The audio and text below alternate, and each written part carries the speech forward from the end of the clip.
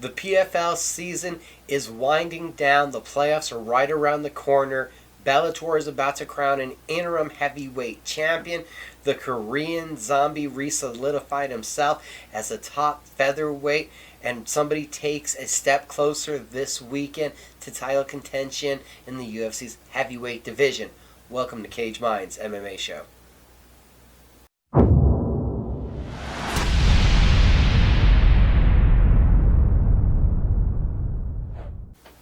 Event 5 of the 2021 PFL went down. Welterweights and light heavyweights. The main event, controversial on the scorecards. Rory MacDonald, Gleison Tibau. The first round, I thought a lot of success from Rory MacDonald, shooting the right hand down the pipe, sticking the teep kick to the body, and even ending the round with a late takedown. Second round, the takedown was on point. MacDonald even landed a big head kick right to the face of Tibau. And Tibau only landed 7 strikes in that second round. Third round, best round for Tibau. Trying to throw a lot of heat, but still was behind on the numbers. When we got to the stats that the PFL showed, it was 82-30 in landed strikes. And yet still somehow the judges return a split decision in favor of Gleison Tibau that thankfully does not affect the playoffs or the seeding. We also saw in an interesting scored fight on the cards, Emilio Sorde, the 2019 light heavyweight PFL champion. He took down Dan Spawn early, and it was overwhelming ground and pound. I believe there was more than a few opportunities to find the finish. The ref could have jumped in anywhere in the 200-4 strikes that there were landed in the first round. It was that obscure. It was that uneven. 200-4. I think you could have found the stoppage. There was a point, though. Illegal strikes to the back of the head. We have a stop. We have a point deduction. And we have a weird scored 9-8 first round. If I've ever seen a 10-7 first round, it's 200-4 in the landed strikes. A very close second and third round are both somehow seen in the favor of Dan Spawn. The judges return us a draw. The point deduction and the lack of the correct scorecards in the first round cost Emilio Sorde the victory. In the prelims, crazy comeback from Corey Hendricks after 2 rounds of being ground and pounded by Martin Hamlet. Hurts Martin Hamlet on the feet, takes the back, and gets the submission victory, rear naked choke. A rough first round for Yao Zeffirino, getting outstruck by Frenchman Jason Poinet. And then in the second round, turning things around to get the takedown and getting the victory by arm triangle. Also turning things around, Magomed Kirov with a rough start against Curtis Millender. Millender with 2 vicious knee stomps that looked to have really injured the 2018 welterweight champion. Kiramov desperately gets the takedown, and then from inside the guard, pulls off the rarely seen Ezekiel choke, putting Millender to sleep, getting the victory by technical submission. Real quick, looking at how those playoffs look moving forward with the welterweight division. Yao Zeffirino claims the top spot, and he'll take on Magomed Kirov. And former Bellator welterweight champion Rory MacDonald will meet your 2019 welterweight champion Ray Cooper III in the two. And the playoffs shake out like this for the welterweight division. Your 1-4 matchup will see Yao Zeffirino against the 2018 welterweight champion Magomed Kirov. And in the 2-3 matchup, you have former Bellator welterweight champion Rory MacDonald against Ray Cooper III, the 2019 PFL champion. And in the 205-pound division, you have your top seed Antonio Carlos Jr. taking on Emilio Sorde. And in the 2-3 matchup, you'll have Cesar Ferreira against Martin Hamlet. This past weekend, UFC Fight Night was Chan Sung Jung Korean Zombie versus Dan Ige. Matchup of the number 4 versus the number 8 ranked featherweights. Both guys, multiple skills everywhere. Fight that started out on the feet before Korean Zombie with the late takedown in the first round realized he could have success on the ground. Second round, a knockdown to see Chan Sung Jung end the round on Ige's back. The Korean Zombie once again took the fight to the ground in the third round, hunting the rear naked choke for the entire round. Ige managing to cause a gash over Zhang's left eye. Fourth round, more tit for tat on the feet. Korean Zombie having a lot of success with the overhand right and his right uppercut. Fifth round, Ige changes up his tactics a bit, starts to have success with his combinations, and then going to the body. Enough though, but not enough. He steals some scorecards, doesn't get the finish. A one-sided decision goes the way of the Korean Zombie. A huge way to bounce back after the rough performance against Brian Ortega. A matchup that saw number 15 Marlon Vera against Davy Grant. A rematch. That one lived up to the hype. A all-out assault in the early going by Davy Grant, who was attacking Vera at all three levels, going to the legs, going to the body, attacking upstairs. Vera countering back with the low calf kicks. In the second round, you saw Vera be able to do damage in the clinch with his elbows looking like razor blades, cutting up Davy Grant. Grant would get the fight to the ground and have 2 minutes of top time, but the damage factor went way in the favor of Vera to a third round where trying to get the takedown, Grant was unable to do so. Vera had time in mount. He had time on the back. He had a lot of time to do damage in that third round. In all, Vera gets the revenge that he was looking for. Vicious knockout. Talking about Siwoo Choi against Julian Erosa, and it was the South Korean with a vicious right cross left hook combination, kept throwing it and found the money shot with the left hook. The knockdown, ground and pound, puts Erosa to sleep. Talking about vicious ground and pound knockouts, Wellington Thurman wanted the fight on the ground with Bruno Silva, had Silva's back, got shook off, and then once in the ground, it was left hooks from in the guard that would put Thurman out cold. Diego Lima versus Matt Brown. Both fighters with a lot of respect for each other. A little bit of history from the Ultimate Fighter being on the same side. It was a battle of leg kicks early, and then Matt Brown goes right hand to the body, dip down kind of with it, dip down, throws that right one more time, but this time it fired right to the chin of Lima. A one-punch knockout with the right cross for the immortal Matt Brown. On the prelims, 2 weeks in a row now, a dislocated elbow. This one, Virna Jandiroba getting the armbar on Kaneko Moruto. Moruto was determined after eating a bunch of right hands to get the takedown. She did. From in the guard, got caught up in the armbar. It was Jandiroba going belly down with the submission. Moruto did not tap. Made it to the second round, and the first time she threw her left arm, you could tell that something was not right, and she never threw a punch with that arm again.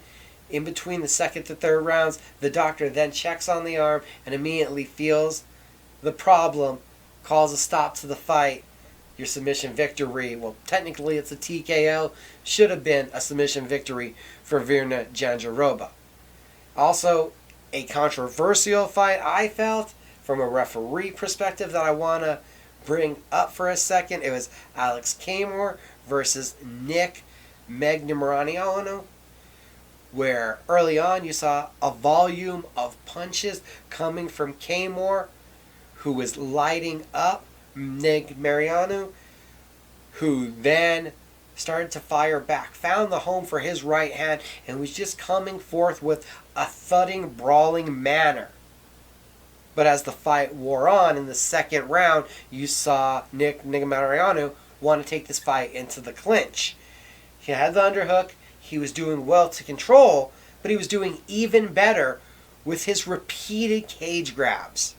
What made the situation even more confounding was the vocalness of referee Mike Beltran continually warning Nick about the infraction, to the point where, once in the second round, Beltran physically had to slap the hand down to have it extracted out of the cage, but never breaking the position never taking a point away. And into the third round, we have a multitude more fence grabs to where 30 seconds left in the fight. For a second time, referee Mike Beltran has to physically pull Nick Mariano's hand out of the cage, this time breaking the position with 30 seconds left, warning one more infraction would cost a point. It is very clear and very well known in the MMA community that your first warning is given to you in the back. We've seen a first low blow, Figueiredo Moreno 1, lead to a point deduction. We've seen Emilio Sordi this past weekend lose a point due to blows to the back of the head in the first round. Now we saw Nick Mariano be allowed to grab the cage for 9 separate times throughout a 3-round fight, hold it for a multitude of minutes, and the most that he gets is physically having to be pulled out of the cage from the ref. Alex Kamor loses a decision that he really should have won because there should have been the right point deduction assessed. I'm just a little bit flabbergasted as to how that is even happening at this point in MMA, where you would let a multitude of fouls consistently happen throughout a fight. And it's a shocking action from a veteran referee who I've not seen this kind of performance from before, let's say it like that. In another questionable fight from the judging perspective, you had Josh Parisian versus Roque Martinez. Martinez 3-1 wins the strike count, and it looks like a split decision goes in the favor of Parisian due to cage control when the visual damage and the strike total both shockingly went in the same direction. Martinez should feel good about his performance. It was a hard-fought fight. Okay, enough with talking about the judges. Back to talking about some knockouts. Rick Glenn, Joaquim Silva. Silva coming forward recklessly, trying to start the engagement. Eats a big left hand, is on his face, surfing for the legs. Able to get back up, but eating a bunch of left hands in the dirty boxing clinch. And Rick Glenn gets the knockout. That one was spectacular. And in the women's flyweight division, you saw the continual development of a prospect as Casey O'Neill remains unbeaten. This time we got to see her grappling on display after back-to-back TKO wins, this time getting it done on the ground. We saw dominant positions. We saw a back crucifix, and then we end up seeing a transition to take the back and an RNC finish for Casey O'Neill, taking out Brazilian Jiu-Jitsu black belt Laura Prostapico. From the highlights to the news, and we'll get started with the UFC fight announcements. In a flyweight bout, Zurak Adashevov is going to be taking on Juan Camilo Honduras at the UFC Fight Night on July 31st. In light heavyweight action, Alonzo Menafield is going to face Ed Herman at UFC 265 on August 7th. Also in light heavyweight action, Khalil Roundtree versus Modestas Bukauskas has been added to the UFC Fight Night on September 4th. Staying in the light heavyweight division, Ian Kuntilaba versus Devin Clark has been added to the UFC Fight Night on September 18th. And 2 additions to the UFC 266 card on September 25th. We'll see at heavyweight Curtis Blades against Jaino Rosenstruck. And in the bantamweight division, Marlon Moraes versus Merab Davishvili. Bellator 262 on July 16th has had 5 additions announced. In the heavyweight division, Terrell Fortune meets Matt Mitrione, Lynn Vassell faces Marcelo Golm, and Honey Marks faces Sed Soman. Also, in women's featherweight action, Arlene Blanco is going to face Diana Silva, and Johnny Soto takes on Edley Benjelani. And Bellator 263 for July 31st has announced the main event will be the finals of the Featherweight World Grand Prix as featherweight champion Patricio Pitbull Freire defends against unbeaten AJ the Mercenary McKee. In what looks to be a bantamweight #1 contenders bout, Magomedov will be taking on Raufeon Stots. In featherweight action, Mads Burrell is going to face Emmanuel Sanchez. And in lightweight action, Georgia Karakhanyan takes on Kiefer Crosby. Legacy Fighting Alliance has announced their international expansion.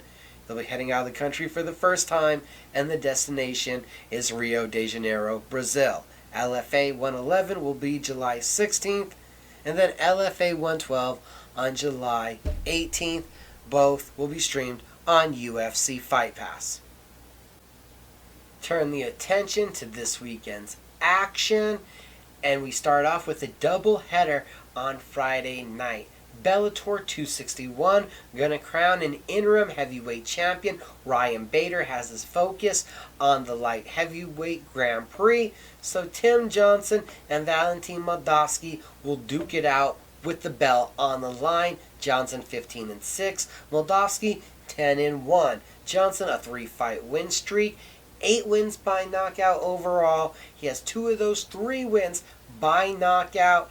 Great wrestling, great control, and do not discredit the Southpaw's striking. A lot of power in that plus 265 frame.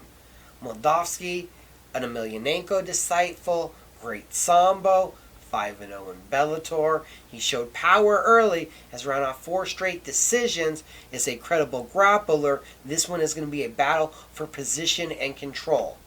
The co-main event, in the women's flyweight division, you have Liz Carmouche against Kana Watanabe. Carmouche, 2 victories inside of the Bellator cage. She submitted Diana Bennett in her debut with the promotion and took a decision from Invicta FC former champion Vanessa Porto in her sophomore outing. This next victory could line up a title fight. While on the other side, Watanabe, an 8-fight win streak, 2-0 in Bellator, coming off a split decision win over Alejandra Lara, where you got to see a little bit of everything from Watanabe. That one is probably the most exciting fight here on this main card. Miles Jury versus Sydney Outlaw is definitely going to be a banger. Christian Edwards, he's going to be back. Was pulled from his last fight with Bellator just prior to the fight due to something in his medicals. Everything is cleared up, and the young prospect in the light heavyweight division is back. Not to mention, Kyra Batara makes her promotional debut against Lena Oktyanikova. So you have a fighter coming off of 3 straight submissions against a fighter with world-class kickboxing. Not to mention, this card will also see Jalen Bates, a talented collegiate background, making his 3rd trip into the octagon. And opening up the card, 2 veterans battle in the featherweight division. John De Jesus takes on John Teixeira. That one definitely is going to be a banger. Also Friday night, you have the final regular season event of the 2021 PFL. The women's lightweights and the heavyweights take center stage, plus 2 more fights to finish off the regular season for the featherweights and the men's lightweights. Main event, it's unbeaten Kayla Harrison against Big Show vet Sandy Dandoise. You can figure that it's going to be a long night for Dandoise if she is not able to get away from the clinch of Harrison, who just ran through the first round.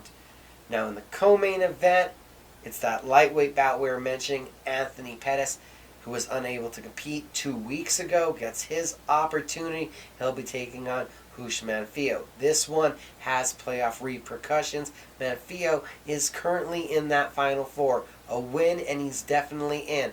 For Pettis, he needs a finish and he can make the playoffs. In the featherweight division, Lance Palmer is in the same situation. The 2-time PFL champion, coming off a loss in his first round fight, now has his back against the wall and has to collect points. If Palmer is able to get the finish inside of the second round, he will advance into the playoffs. If not, with a victory, Molded Kalabulov can get his entry into the Final Four. In the heavyweight division, Denis Gotchov takes on Brandon Styles. Styles coming off of a submission win over Muhammad Usman in the first time the heavyweights came out. You also saw Bruno Capizello, who returns. He had a big early finish, the vicious hooks, and Larissa Pacheco comes in actually as the #1 seed right now off of the fastest first round finish. The first time out we saw the women's lightweights. So you will have a clear playoff picture at the end of Friday night for the PFL.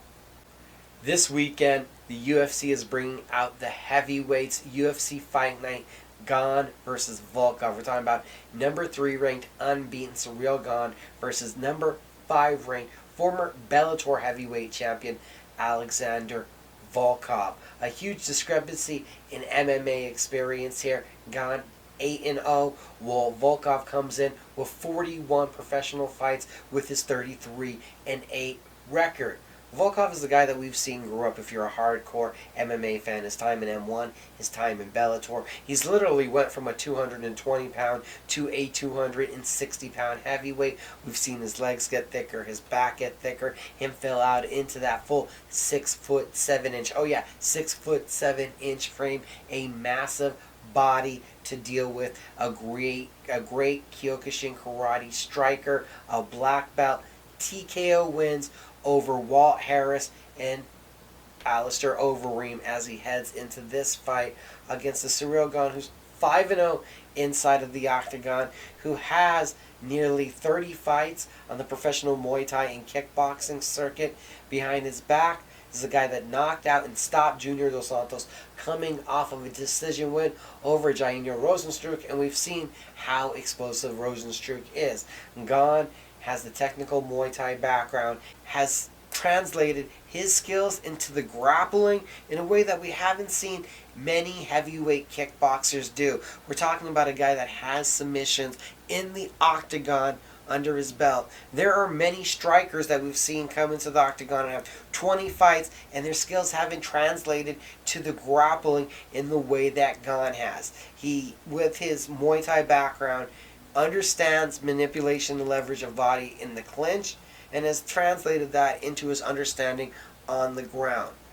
Volkov is no slouch on the ground. He does have submission victories, but he does have submission losses. Hopefully with these two being strikers of this variety, this one will stay on the feet. Where you see, for Volkov to have success, it's going to have to be his long-range weapons.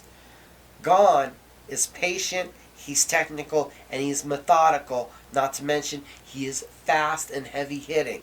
This one is going to be a technical masterpiece with two heavyweights. Can't wait for that one.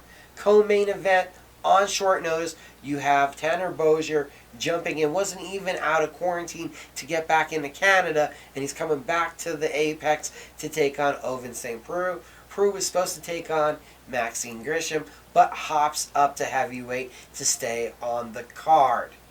Andre Fili versus Daniel Pineda, two wild finishers. Pineda 100% finishing rate. Andre Fili, always an exciting striker at 145 pounds. That one had to be highlighted.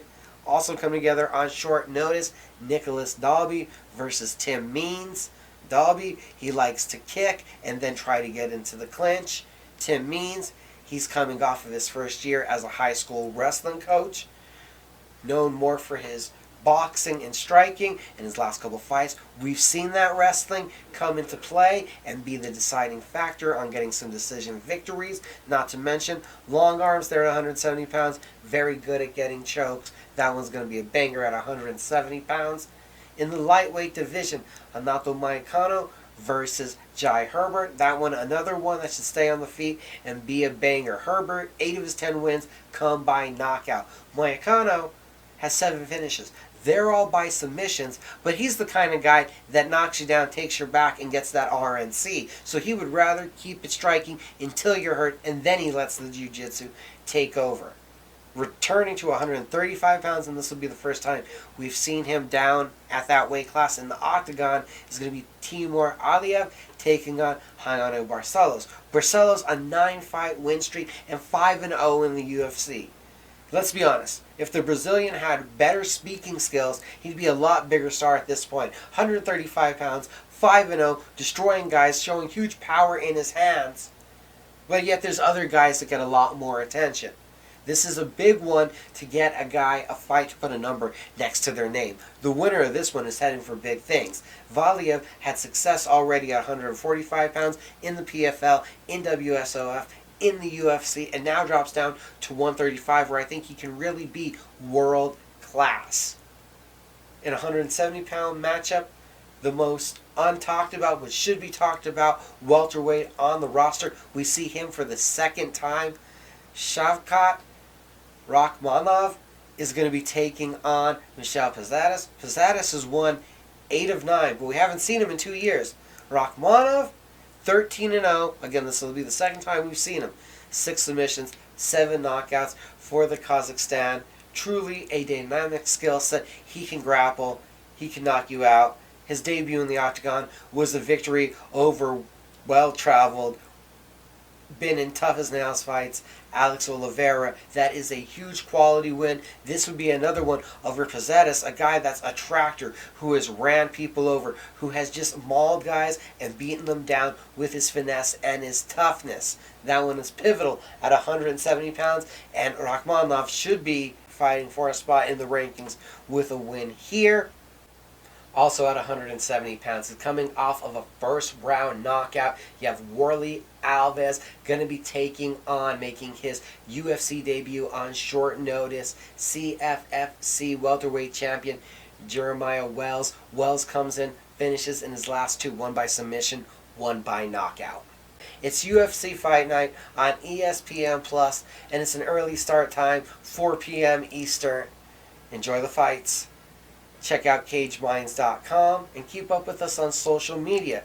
It's Cage Minds Combat Sports News on Facebook, at CageMinds_CSN on Instagram, at Cage Minds MMA on Twitter, Cage Minds, wherever you listen to your podcast. You can find a variety of podcasts that we're putting out, and also Cage Minds MMA show on YouTube. Thanks for watching.